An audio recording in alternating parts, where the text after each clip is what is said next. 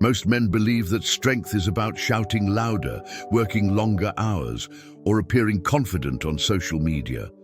But here's a statement that might be unsettling. That's all theater. Machiavelli already understood that politics guided by reality, not ideals, separates strategists from dreamers. Ordinary men react, unstoppable leaders calculate. Do the ends justify the means?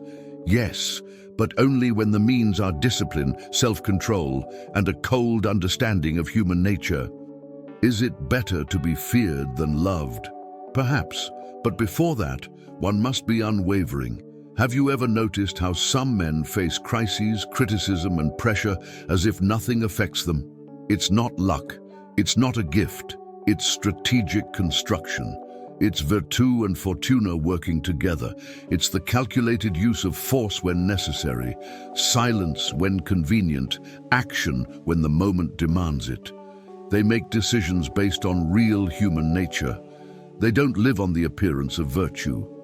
They don't beg for approval. They don't build castles in the sand of emotion. They build inner structure. In this video, you will understand the invisible mechanisms that transform ordinary men into unyielding leaders. You will learn how to create your own loyal armies, how to develop constant adaptability, how to use solitude, emotional control, and strategy to become untouchable. And perhaps, just perhaps, you will discover that the greatest obstacle was never the world. It was your own mind. If something inside you awakened while listening, don't ignore that feeling. This channel isn't about videos, it's about memories. Remember who you were before the fear, before the exhaustion, before the silence. Each new video here is a different reflection of your own soul. An invitation to understand what the world never taught you. The power you seek outside has always been within you. If you feel that this journey speaks to what lives silently within you, sign up now. Not to follow yet another creator, but to reconnect with something the world tried to make you forget. Because here, every word was made to heal, each reflection to awaken, and each video serves as a reminder. You are not alone on the path back to yourself. Click on subscribe and turn the algorithm into a daily reminder of who you really are.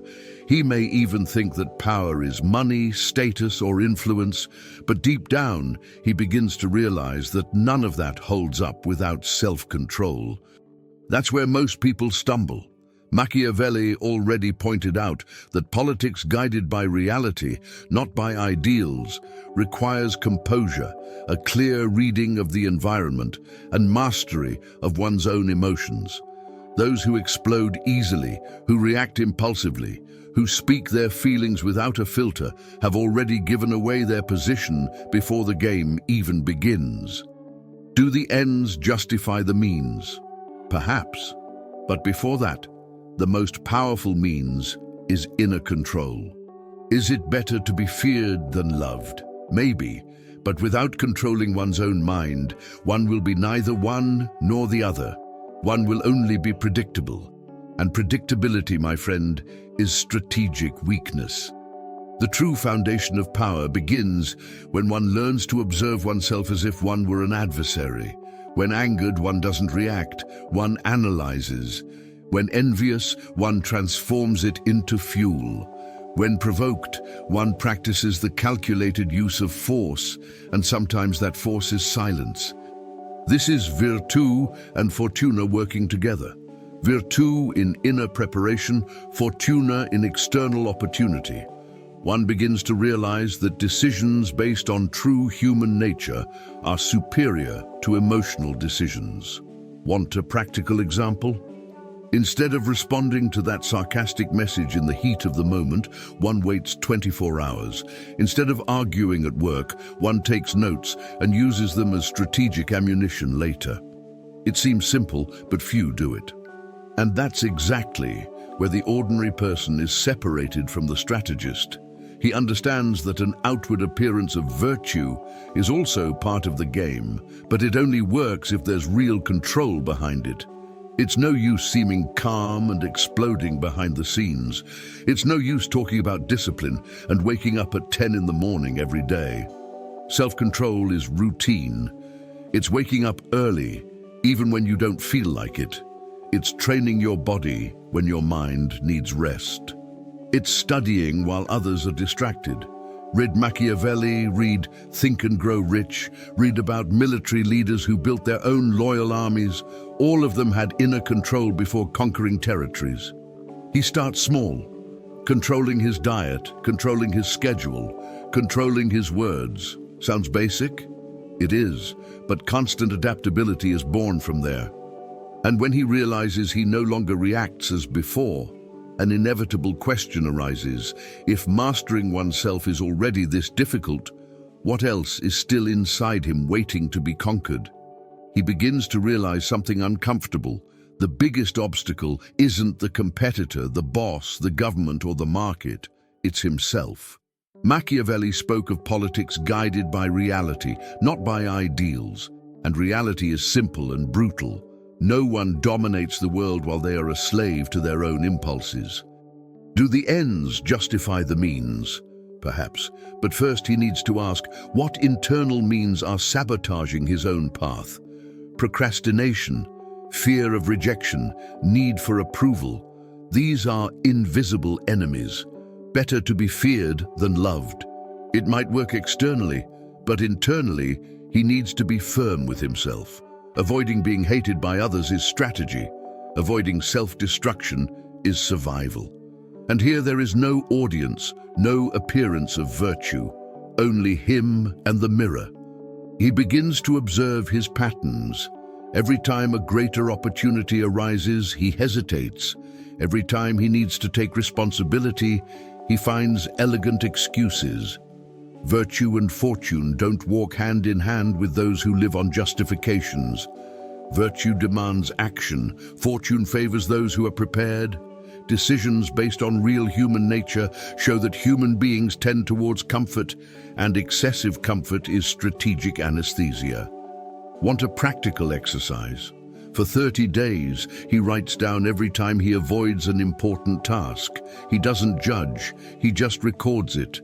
Then he chooses to face one of these tasks daily before 9 a.m. Another practice, drastically reduce useless stimuli, less social media, less other people's opinions, more deep focus. Calculated use of force here means applying energy where it really matters. And curiously, when he wins small internal battles, he begins to feel something different, self-respect. But make no mistake, the inner enemy is cunning. He uses the appearance of virtue to disguise cowardice. He says, "I'm not ready yet. I'll wait for the ideal moment. I need more information." It seems like prudence, but often it's fear disguised as strategy. Machiavelli warned of the importance of having your own loyal armies, and this also applies internally. Your thoughts need to be loyal to your goals, not to your insecurities. Constant adaptability means adjusting course, not abandoning the mission. He begins to understand that conquering the world without conquering himself is like building a castle on sand. And when he starts gaining ground internally, a new strategic question arises. If the greatest enemy is being neutralized, how do you control what others see in him? After beginning to conquer his inner enemy, he discovers an almost uncomfortable truth. The world doesn't react to what he is, but to what he appears to be. And here many are confused. Machiavelli didn't advocate cheap falsehood, but he deeply understood the power of the appearance of virtue. Politics, guided by reality, not by ideals, demands social awareness. Does the end justify the means? In certain strategic contexts, yes, especially when it comes to positioning. Is it better to be feared than loved? Perhaps, but above all, he needs to avoid being hated. And this involves knowing what to show, when to show it, and most importantly, what to hide. It's not about deceiving, it's about not revealing his cards prematurely. He learns that total transparency is strategic naivete. He begins to apply this in everyday life. In a meeting, he doesn't reveal all his intentions. In a project, he shares only what is necessary. In a conflict, he maintains a firm posture and a neutral expression. Calculated use of force here often means calculated use of silence. Virtù and Fortuna work together when he understands social timing. Fortuna may place an opportunity before him, but if his image is misaligned, it slips away. Decisions based on real human nature show that people trust more those who convey emotional stability. Want a practical example? Work on your body posture. Aligned shoulders, direct gaze, measured speech. Another strategy. Speak less than you know. Let others underestimate you. Underestimation is a competitive advantage. Your own loyal armies are not built with excessive exposure, but with silent authority. He also realizes that constant adaptability is essential. In different environments, he adjusts his language, tone, and posture without losing his essence. This is not falsehood, it is social intelligence. Machiavelli understood that effective leaders know how to shape perception. Politics guided by reality, not by ideals, means accepting that perception is power. The end justifies the means when the means are legitimate strategy and not destructive manipulation. He begins to master the art of presence. He enters a room and doesn't need to raise his voice to be noticed. He doesn't react to provocations, doesn't overexpose himself, doesn't sell himself cheaply. And while he learns to use this mask consciously, he begins to understand something even deeper. Sometimes, to strengthen this presence, it is necessary to disappear for a while. At some point, he realizes that true growth requires silence, not constrained silence, but strategic silence. Machiavelli understood that politics guided by reality, not by ideals, demands periods of deep observation. Does the end justify the means? Then the means now is calculated isolation, better to be feared than loved. Before that, he needs to be respected, and respect begins when he doesn't depend on the constant presence of others. Avoiding being hated is social prudence, but depending on approval is weakness. The discipline of solitude is not escape. It's a laboratory. It's where he builds virtù and fortune internally, while the world thinks he's just missing. He begins to reduce noise, fewer unnecessary meetings, fewer superficial conversations, more strategic reading. Want practical examples? Establish daily 2-hour blocks of absolute focus without your cell phone. Read Machiavelli with surgical attention. Study biographies of leaders who built their own loyal armies. Train your body in silence, weightlifting, running, martial arts. The calculated use of force begins with physical self-control. Decisions based on real human nature show that most people avoid being alone because they fear facing their own thoughts. He does the opposite. He faces them. He writes. He organizes quarterly goals. He defines clear indicators of progress. Constant adaptability is strengthened when there is room for reflection. Without strategic solitude, there is no strategic clarity. And then something curious happens.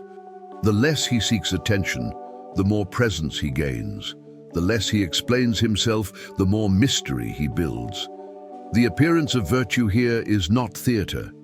It is a consequence of real preparation. Politics guided by reality, not by ideals, teaches that those who appear too much lose perceived value. The end justifies the means when the means are discipline. He learns to enjoy his own company. He learns that he doesn't need an audience to validate his progress.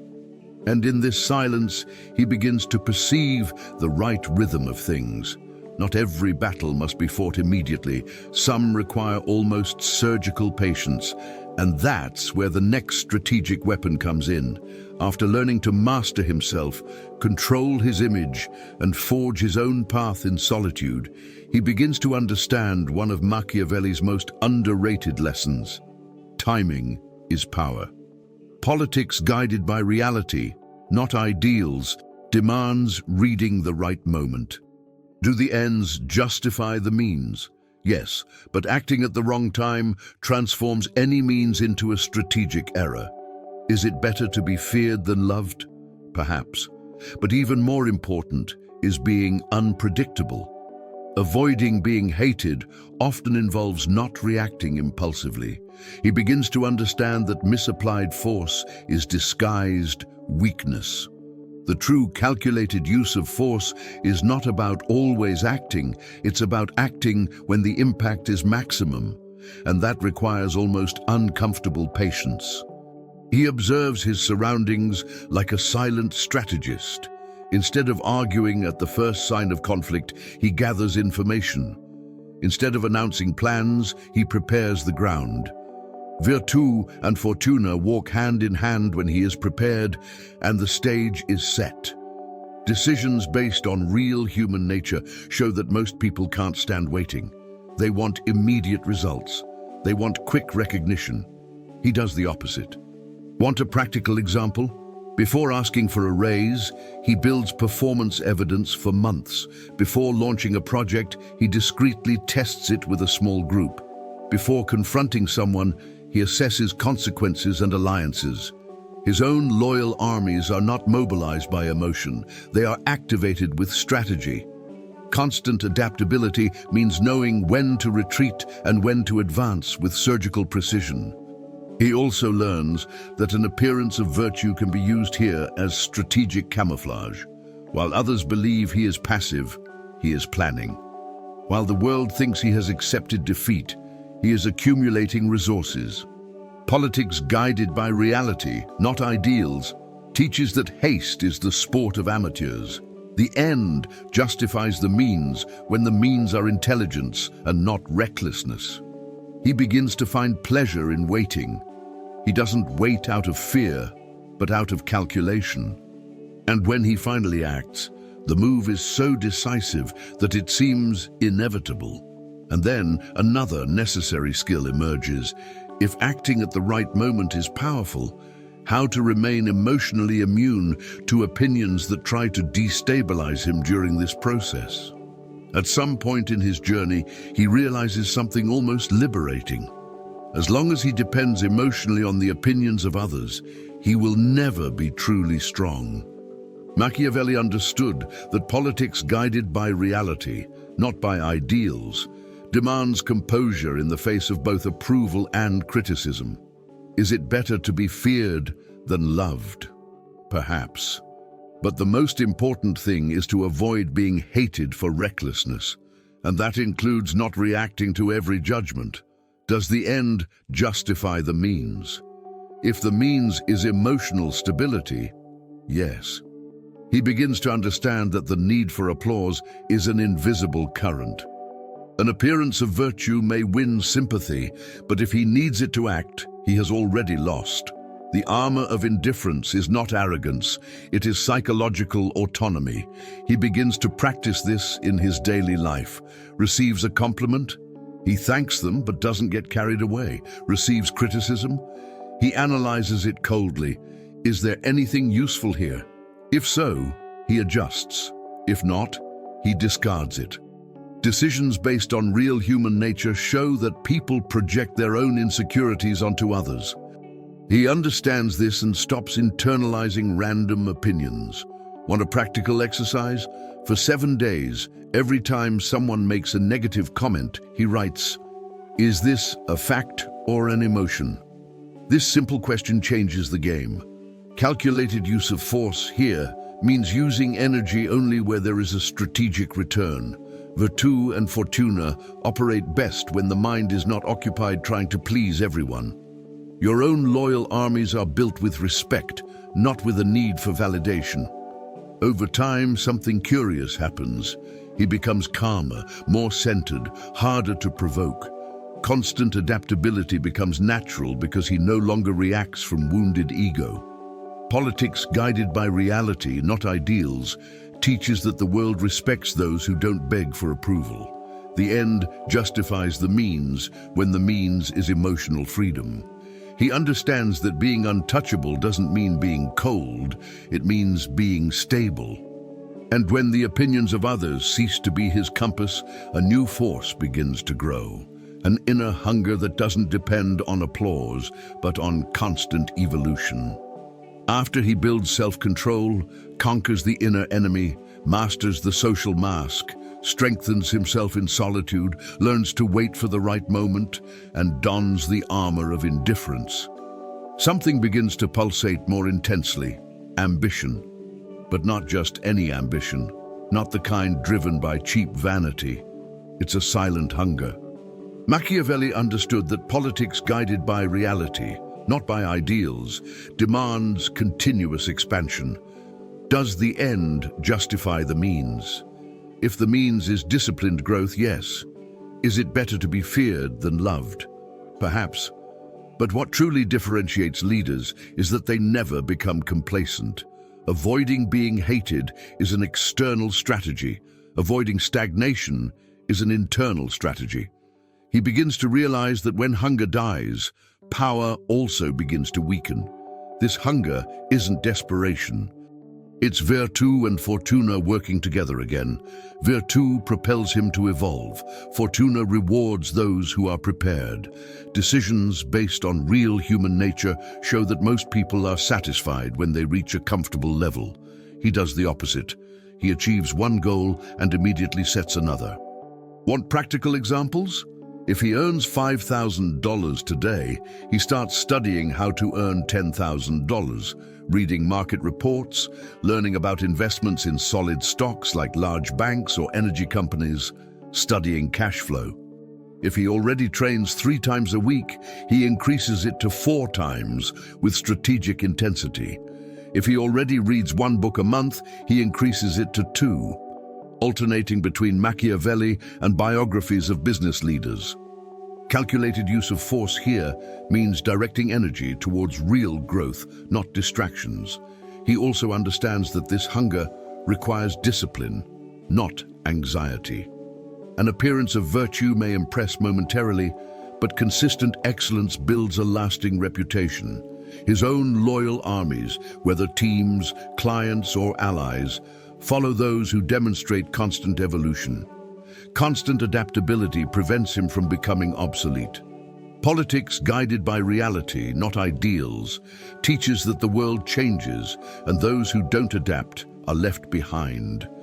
The end justifies the means when the means are tireless work.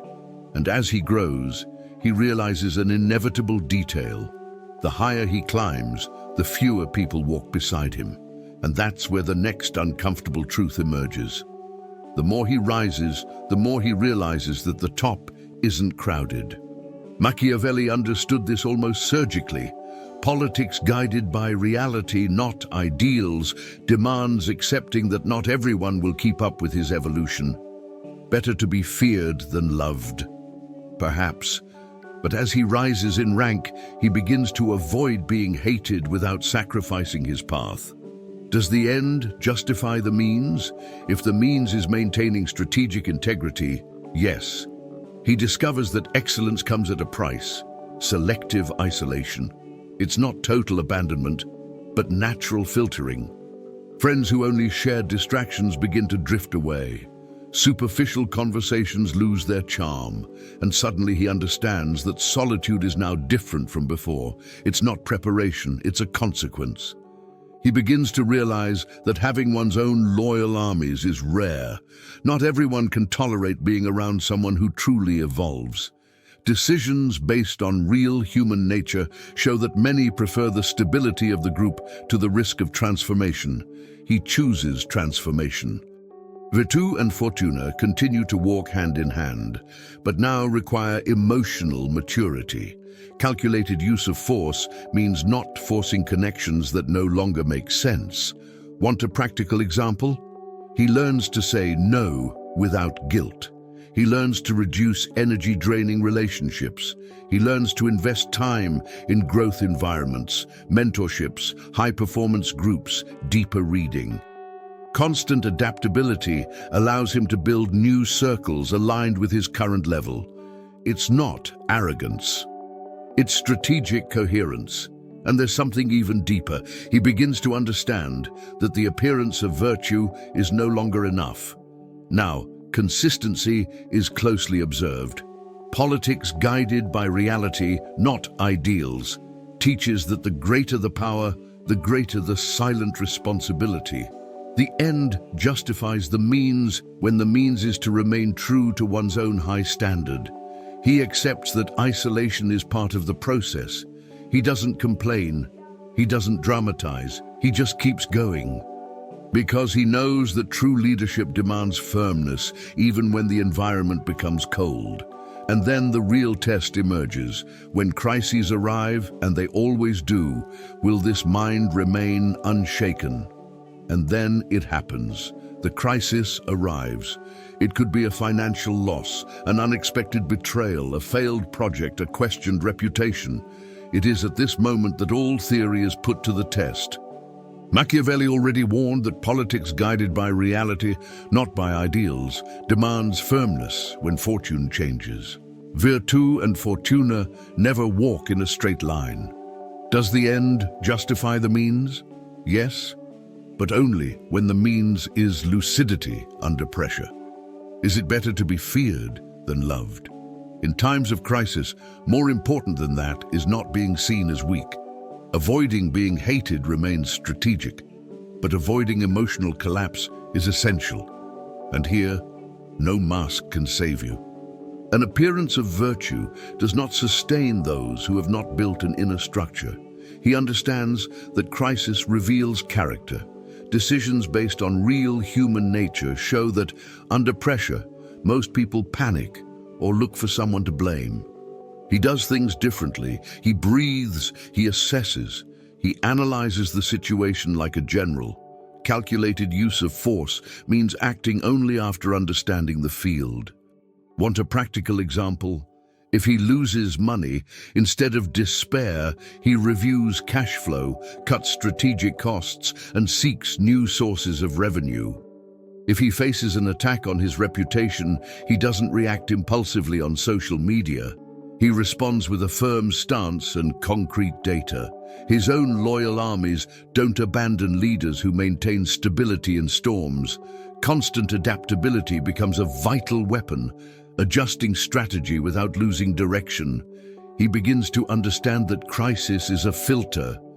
It exposes those who lived only on the appearance of virtue and strengthens those who built true virtue. Politics guided by reality, not by ideals, teaches that difficult moments are not cosmic injustices, but opportunities for recalibration. The end justifies the means when the means is rational courage. He doesn't deny the pain, but neither does he surrender to it. He maintains his posture, maintains his rhythm, maintains his clarity. And after weathering some storms, he realizes something almost disconcerting. The mind can truly become unshakable. But this stability is not the end of the journey. It is only the beginning of a daily choice to continue or to regress. After all this, he understands an uncomfortable truth. Knowledge that doesn't translate into action is a comfortable illusion. Machiavelli never wrote merely to inspire reflection. He wrote to shape conduct.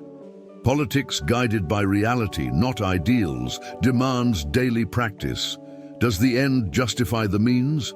If the means are disciplined execution, yes. Is it better to be feared than loved? Perhaps. But above all, he needs to be respected for consistency. Avoiding being hated remains prudent, but avoiding mediocrity itself is urgent. The appearance of virtue does not sustain results. Virtù and fortuna favor those who act, not those who merely consume motivational content at 3 in the morning. He realizes that everything he has learned needs to become concrete routine. Calculated use of force means organizing your schedule, cutting out distractions, and acting with strategic intent. Decisions based on real human nature show that motivation fluctuates, discipline remains. Want practical examples? Create a weekly plan with measurable goals. Define 3 non-negotiable priorities per day. Invest part of your monthly income in solid assets while studying the market. Train your body at least 4 times a week to strengthen your mind and posture. Read for 30 minutes a day works that expand your vision. Machiavelli, biographies of leaders, books on strategy and finance. Your own loyal armies don't follow empty words. They follow leaders who execute. And then he understands something essential. Constant adaptability keeps the flame burning. Politics guided by reality, not ideals, teaches that the world changes, and he needs to adjust course without abandoning principles. The end justifies the means when the means is consistent strategic action. He stops seeking approval, stops seeking applause, stops seeking shortcuts. He acts every day. Small accumulated movements create silent power, and deep down he knows that an unwavering mind isn't born ready-made. It's built, repetition after repetition. The question now isn't whether he understands the strategy. The question is, will he execute, or will he continue only admiring those who execute? Now let me ask you a direct question. What good is it to understand Machiavelli?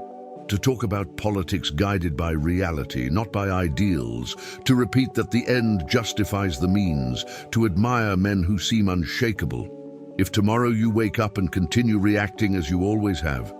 An unwavering mind isn't born in a moment of inspiration. It's born when you decide to control your own emotions while everyone else is out of control. It's born when you choose the calculated use of force instead of impulsiveness. When you practice virtu and fortuna in real life. When you make decisions based on real human nature, not the fantasies they sell you. When you understand that it's better to be feared than loved, but being respected for consistency is even more powerful. When you learn to avoid being hated for recklessness, but also avoid being irrelevant for cowardice. So I ask you, will you continue to be guided by approval? Are you going to keep waiting for the perfect moment that never comes? Or will you build your own loyal armies, starting with your own character? Will you accept that constant adaptability is the price of growth? Will you abandon the appearance of virtue and begin to live a life of true discipline? The decision is yours. It always has been. If this content bothered you in any way, write in the comments which part bothered you the most, because that's usually where your next level is. And if you want to continue learning how to develop a strategic mind, one that remains cool-headed when needed and unwavering under pressure, subscribe to the channel and turn on notifications. Here we don't talk about empty theory. Here we talk about execution.